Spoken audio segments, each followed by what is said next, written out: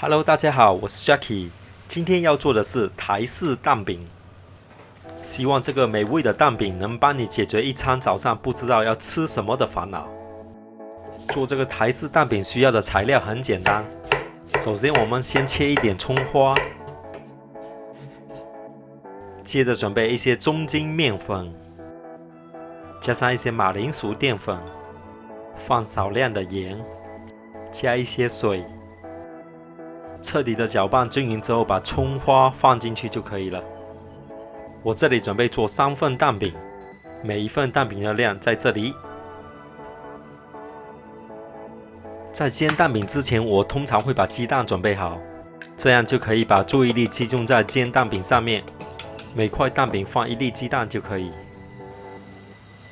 都准备好了，锅烧微热，下一点油。煮之前把粉再搅拌一下，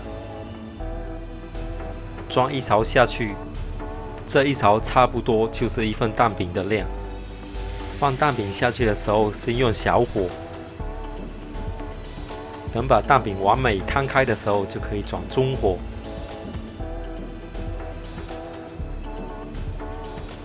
这蛋饼要煎到什么时候呢？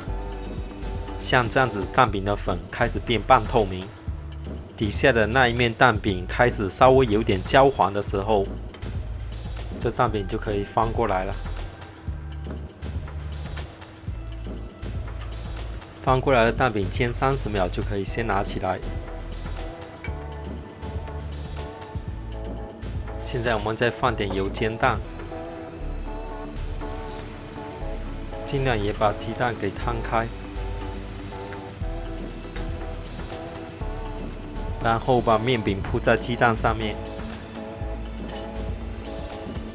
接着把鸡蛋的那一面反过来，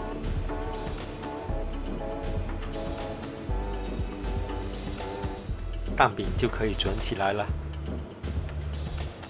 你要是想让你的蛋饼表面更焦黄酥脆一点，可以就多煎2下。接下来我用另外一种方法再煎一个蛋饼。前面的步骤还是一样的，放1份面饼的粉下去，中火煎到半透明，然后把鸡蛋直接下到面饼上面，